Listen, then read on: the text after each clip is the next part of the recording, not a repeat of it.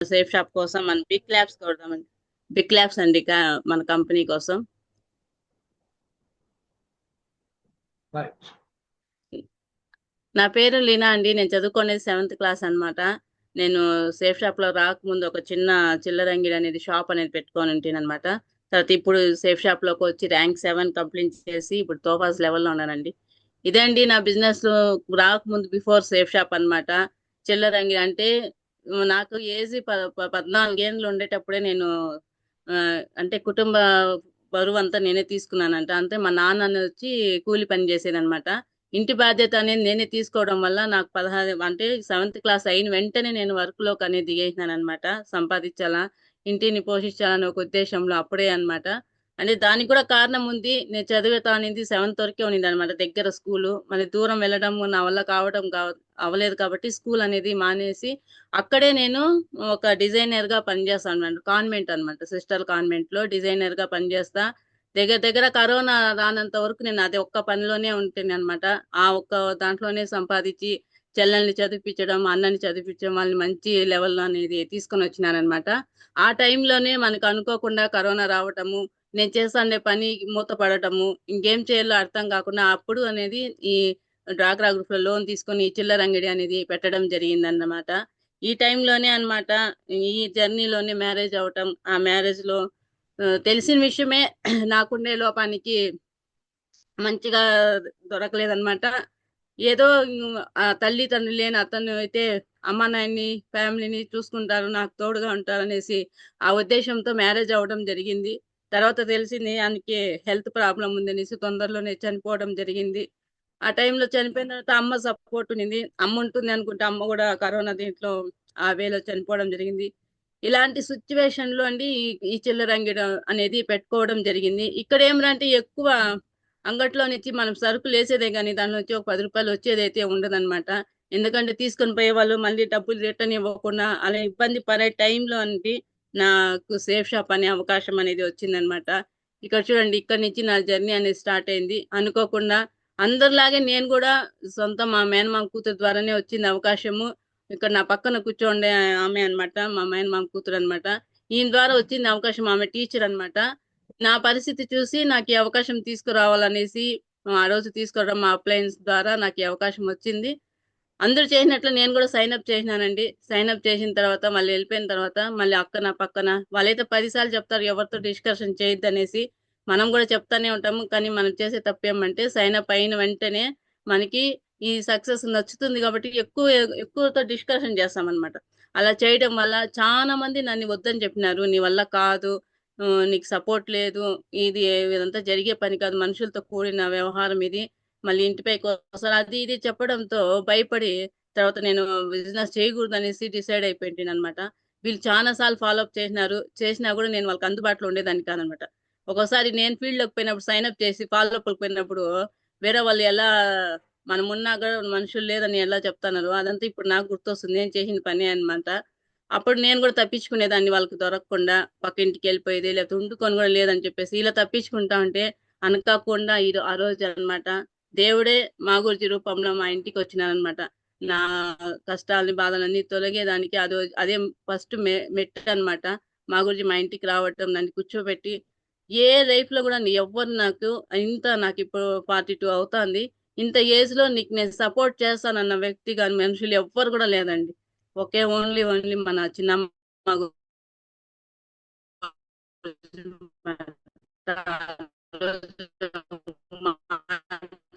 అన్నాడు, నీకు సపోర్ట్ చేపిస్తాను ఆయన అయినాను. తర్వాత నెక్స్ట్ వెంటనే మా గురించి చాలా మంది భయపడతారనమాట. సొంత మన ఐడి వేసిన తర్వాతే సొంత మన ఫ్యామిలీ ఐడి అనేసి మా గురించి ఆ రోజు క్లియర్ గా చెప్పినాడు. వేస్తానే మా చెల్లెని డిస్కషన్ చేయకుండానే మా చెల్లెల ఐడి కూడా వేసిన అనమాట. ఇక్కడ పక్కన ఫోటో ఉండేది వచ్చి బాబా సారు డిడి క్లోజ్ చేసిన ఫోటో అన్నమాట అది.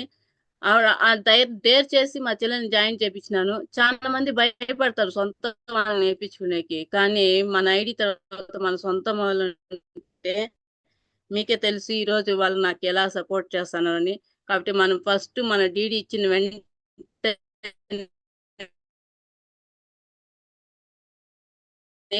మన బయట వాళ్ళకి అవకాశం ఇవ్వకూడదండి. మన ఇంట్లో సొంత డౌన్ లైన్ వాళ్ళ ఇంట్లో జరగటం జరిగిందనమాట.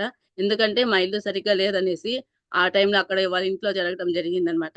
ఇలా స్టార్ట్ అయిందండి నా జర్నీ. అప్పుడే బెస్ట్ పెర్ఫార్మర్ కూడా పేరు కూడా తెచ్చుకున్నాననమాట. ఈ ఫోటో ఎందుకు పెట్టినానంటే ఫస్ట్ అందరూ ఫంక్షన్‌కి రావడానికి ఏదో ఒక కారణాలు చెప్పి తప్పించుకునేకి చూస్తారండి. సేమ్ నేను కూడా ఆ రోజు మా గురించి జాయిన్ అయిన కొత్తలోనే రత్న అవార్డ్స్ ఇదే ప్రోగ్రామ్ అనేది జరుగుతుంది. చిన్నమ్మ నేను రాననే మొండికేసినాను. కానీ అప్లయన్స్ బలవంతంగా పిలుచుకొచ్చినారు. దాంట్లో వేరే చిన్నమ్మ గురించి ఫోన్ చేసి అన్నారు. "నువ్వు రావాలా చెల్లి, నువ్వు వస్తేనే బిజినెస్‌లో నిలబడేకి అవుతుంది" అనేసి. సరే ఇంతే ఖర్చు పెట్టేసినా ఇదేమవుతుంది వెళ్దాం అనేసి వెళ్ళినానండి. చూడండి ఆ రోజు దొడ్డి దిలీప్ కుమార్‌ది ఆ రోజు వాళ్ళ భార్య చూసినానండి సెలబ్రేషన్. సేమ్ నాది అదే సిట్యుయేషన్ కదా! హస్బెండ్ లేకుండా. సేమ్ అక్కడ చూసిన ఏరా ఇంత అభిమానము మా వికాస్ మా గురించి ఫస్ట్ టైం అండి వికాస్ మా గురించి నీ నా అదృష్టం అంటే ఏమంటే ఫస్ట్ ఫంక్షన్ లోనే నేను వికాస్ మా గురించి సోమశంకర్ గురించి డైరెక్ట్ గా చూడడం అనమాట.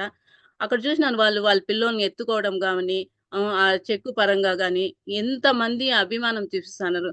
ఇది బయట లైఫ్ లో ఎక్కడ దొరుకుతుంది? ఇదైతే సేఫ్ షాప్ లోనే ఇది సాధ్యం అవుతుంది.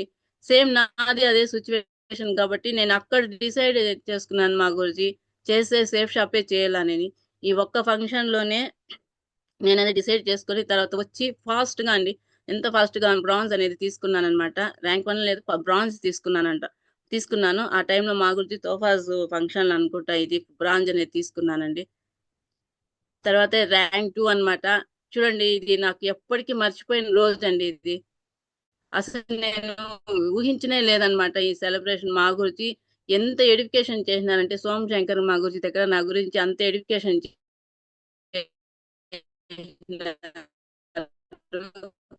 ఫస్ట్ టైం అండి నేను కెమెరా ముందు నేను ఎప్పుడు కానీ ఏ ఫంక్షన్లకి ఏ దీనికి నేను వెళ్ళింది లేదండి.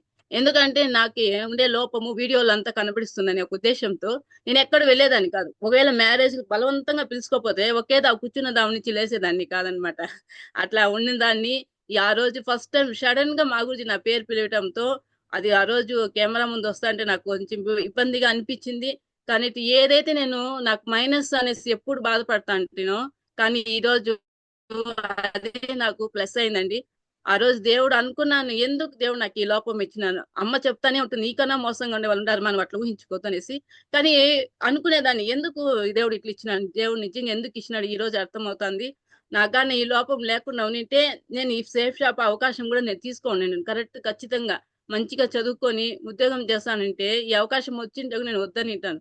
ఇలాంటి బంగారు భవిష్యత్తు ఇచ్చేదానికే దేవుడు నాకు ఈ లోపం పెట్టినాడనేసి నాకు ఆ రోజు తెలిసిందనమాట. ఆ రోజు నాకు సోమశంకర్ గురించి దృష్టిలో నా పేరు అనేది నిలబడిపోయిందనమాట. మా గురించి అంత ఇదిగా నన్ను ఎడ్యుకేషన్ చేసిన దానికి కొట్టుకో ధన్యవాదాలు మా గురించి. తర్వాత ర్యాంక్ 3 అనమాట. ర్యాంక్ 2 అయిపోతేనే మా గురించి ఆ ఫంక్షన్ అయిపోయిన తర్వాత సిస్టమ్ అనేది నా చేతికి ఇచ్చినారనమాట. సిస్టమ్ ఇచ్చిన తర్వాత ఫస్ట్ టైం పలంనేరులో అంటే నేను సిస్టమ్ తీసుకున్న తర్వాత ఫస్ట్ కోర్ ట్రైనింగ్ అనమాట. అదే ఫస్ట్ టైం నరేష్ మగురిని కూడా చూడటం అనమాట. మా గురించి వచ్చినాడు ర్యాంక్ 3 ప్లాటినము టార్గెట్ కూడా విన్ అయినా అనమాట. మంచిగా నా టీమ్ తో మంచిగా సెలబ్రేషన్ అనేది చిన్న మా గురించి చేపించిన అనమాట. చిన్న మా గురించి వచ్చినారు. ఇద్దరు మా గురుజీల ద్వారా నాకు ఆ రోజు మంచిగా సెలబ్రేషన్ అనేది జరిగింది మా ఊర్లోని. తర్వాత ర్యాంక్ 3 తర్వాత ఫోకస్ పెట్టినాం అనమాట. ర్యాంక్ 4 అనమాట. అప్పుడే ఛాంపియన్ ట్రోఫీ అనేది కూడా పెట్టినారు. ఆ ఛాంపియన్ ట్రోఫీ కోసం చేసే విధానంలో నేను ర్యాంక్ 4 కూడా కంప్లీట్ చేసుకున్నాను అనమాట. తర్వాత ర్యాంక్ 5 కంప్లీట్ అయింది. తర్వాత ర్యాంక్ 6 అనమాట. ర్యాంక్ 7 చూడండి అసలు ఊహించనే లేదు మా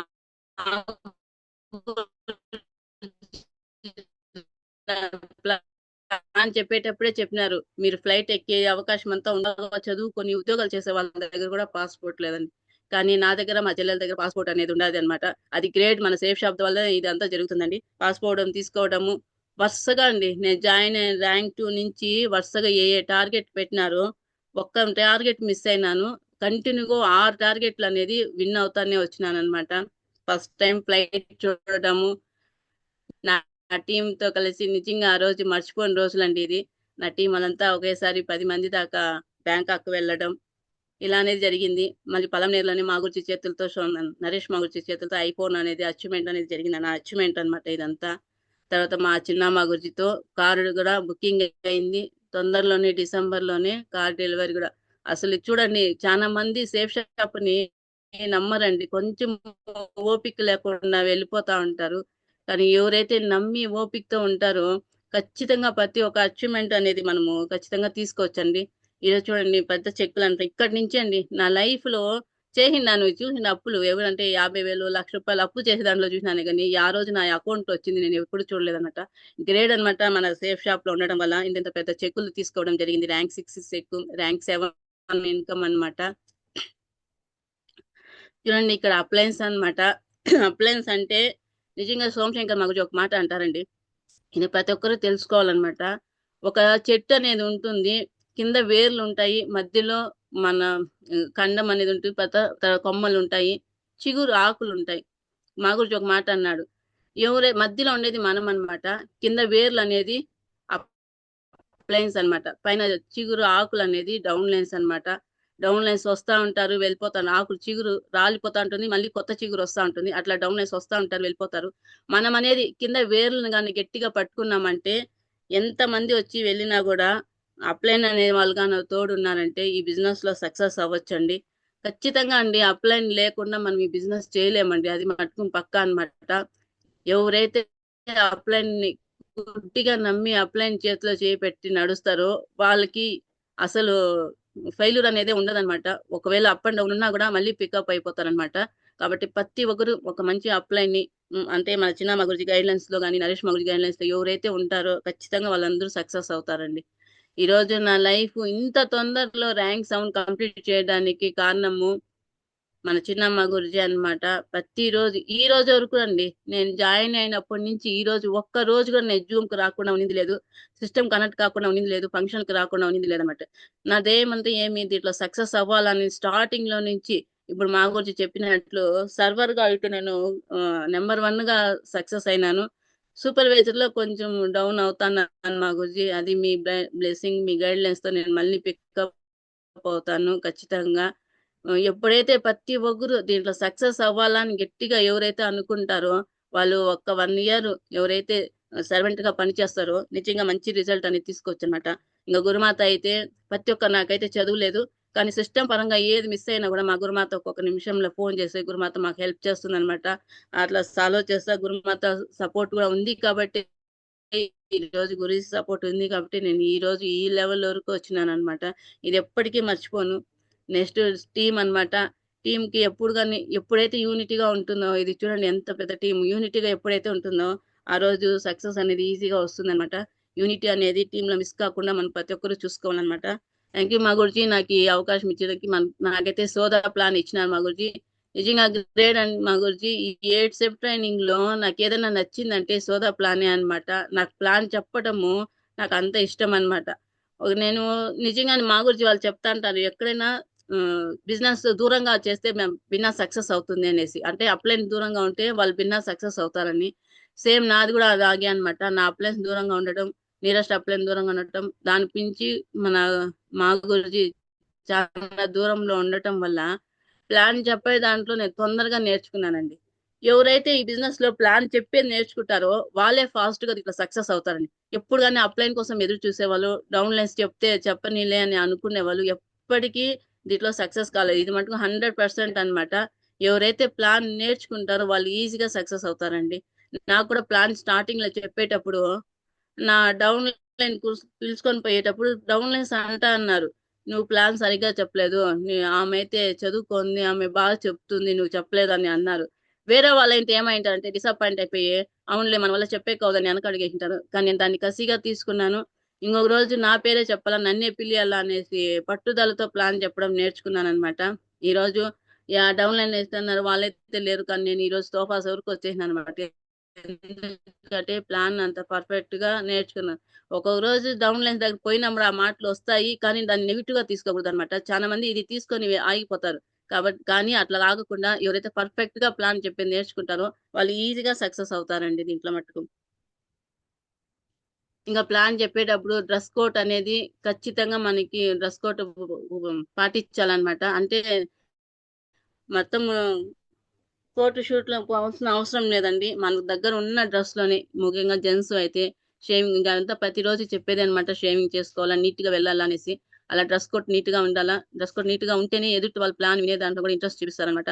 ఇంక మాత్రం టైం అనమాట. టైం వాళ్ళు ఇచ్చిన టైం కన్నా ఒక 2 నిమిషాలు ముందుగా వెళ్ళినామంటే వాళ్ళు మన పైన మంచి అభిప్రాయంతో వాళ్ళ ప్లాన్ వినేదానికి కూర్చుంటారు. డిసిప్లైన్ ఇది చాలా చాలా ముఖ్యం అండి. చాలా మంది అప్లైన్ పిలుచుకొని పోతారు. అప్లైన్ ప్లాన్ చెప్తా అంటే వీళ్ళు ఫోన్లు తీసుకోవడము, లేదా ఫోన్ తీసుకొని బయట వెళ్ళిపోవడము, ఇంకొక ప్లాన్ కోసం ఫోన్లు చేయటము, ఇలా చేస్తూ ఉంటారు. కానీ ప్లాన్ వినే వ్యక్తికి అప్లైన్ ఎవరో తెలియదు. ఎవరైతే పిలుచుకొని పోయింటారో వాళ్ళే తెలిసింటారు. వాళ్ళ ప్లాన్ వినే వాళ్ళు ఏం చేస్తారు, వాళ్ళనే గమనిస్తూ ఉంటారన్నమాట. అలా గమనించేటప్పుడు మీరు ఇలా పనులు చేసేటప్పుడు వాళ్ళ దృష్టి అంతా మీ పైన వెళ్తుంది. ఇక్కడ ప్లాన్ చెప్పేది విన్నర్ అన్నమాట. మళ్ళీ ఏమవుతుంది, అప్లైన్ వచ్చి ప్లాన్ చెప్తే కూడా అది సక్సెస్ కాలేదు అనేసి అనుకుంటారు. కాబట్టి ముఖ్యంగా పిలుచుకోపోయే వాళ్ళు, అప్లైన్ పిలుచుకోపోయే వాళ్ళు జాగ్రత్తగా ఈ డిసిప్లైన్ అనేది పాటించాలన్నమాట. ఇంకా టెస్ట్ మనీ అయితే మన మన సక్సెస్, మన అప్లైన్ సక్సెస్ అంతా చూపించాలన్నమాట. ఫస్ట్ చూపించిన తరువాత వాళ్ళ దగ్గర అనాలి ఒక మాట, మా అప్లైన్ చాలా బిజీగా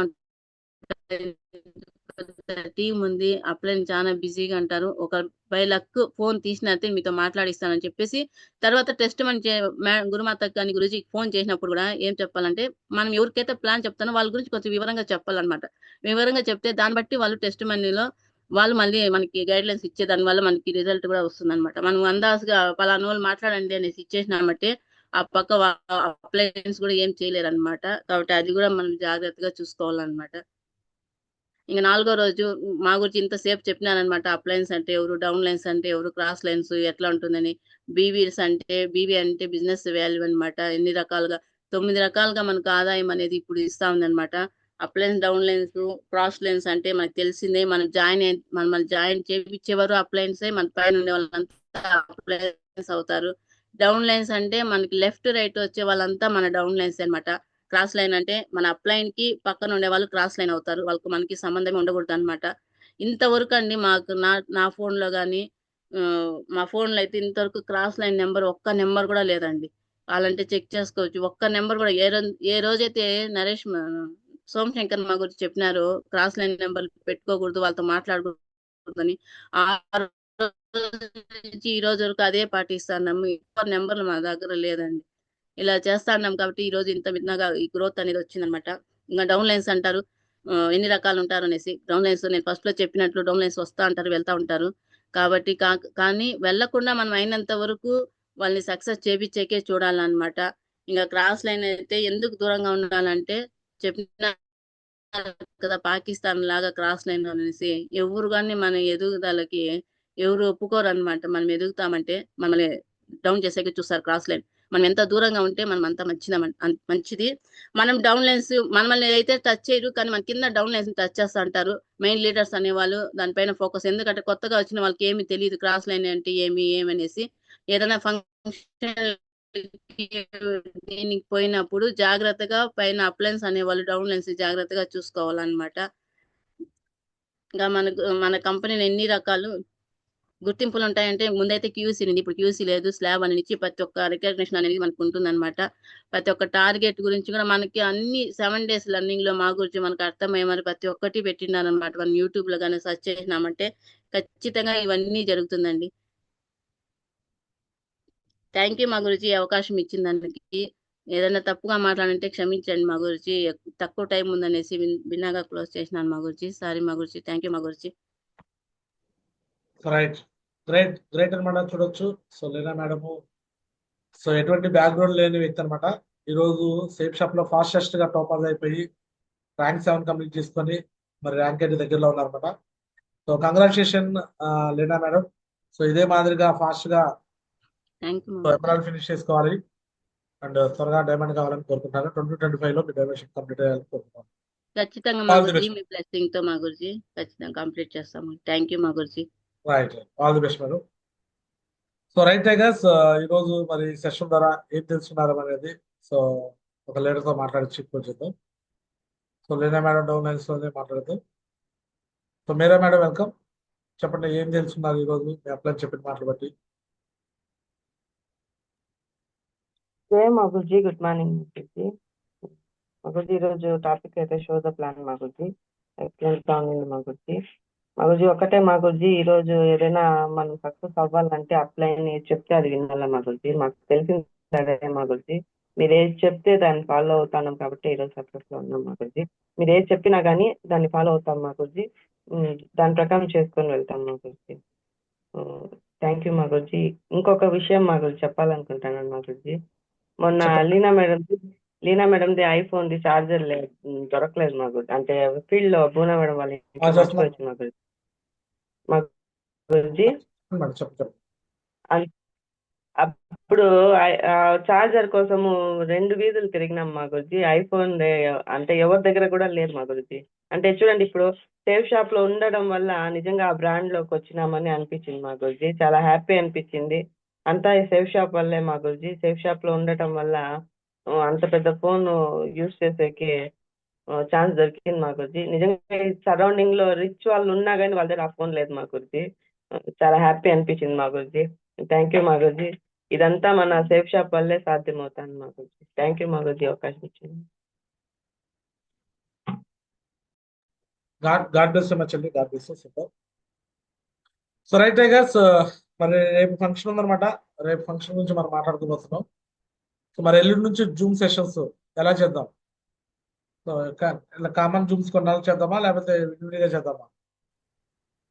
ఇలాగే చేస్తాం. చెప్పండి లెజెండ్స్. కంబైన్ చేద్దాం. కలిసే చేస్తాం. ఎలానే చేస్తారా? ఇలానే మీరు ఆర్గనైజ్ చేయకూడదా? ఆర్జీ చెప్పండి. ఇది కంబైన్ గా చేసుకో, ఎవరు వాళ్ళు సింగిల్ గా చేసుకుంటే బాగుంది. మాది ఇట్లా చేసుకుంటే ఎట్లా ఉందంటే 200 మంది స్ట్రెంత్ ఒక్కరు కూడా పెంచలేకపోతున్నాను. సో మొత్తం ఎల్లుండి నుంచి సేమ్ ఇదే ఫార్మాట్ లో మీరు కండక్ట్ చేసుకోండి. ఓకేనా? ఓకే మాది. సో ఇప్పుడు ఏదైతే మేము చేస్తున్నామో టెస్ట్ మనీ అనేది కంపల్సరీగా రోజుకు ఒక టెస్ట్ మనీ చెప్పించండి. ఎక్కువ టెస్ట్ మనీలు జరుగుతాయి అప్పుడు. సో చూద్దాం, మళ్ళీ ఒక వారం చూసి రిజల్ట్ పరంగా పెరిగితే ఓకే, లేదంటే ఏం చేయాలో అప్పుడు నరేష్ మాతో మాట్లాడి చేద్దాం. ఓకేనా? సో మళ్ళీ ఒక ప్రయత్నం నరేష్ మాజీ చెప్పినట్టు చేద్దాం. సో వచ్చే ఫంక్షన్ తర్వాత నుంచి కాదు, రేపు కూడా సో ఇండివిజువల్ జూమ్స్ పెట్టుకున్నా ఒక పావు గంట 20 నిమిషాలు పెట్టుకొని క్లోజ్ చేసుకొని ఫంక్షన్ ఒక టైంకి వచ్చేటట్టు చూసుకోండి. ఫంక్షన్ చాలా ఇంపార్టెంట్ అనమాట. ఫంక్షన్స్ అనేది ఎంత ఇంపార్టెంట్ అంటే రేపు కొన్ని విషయాలు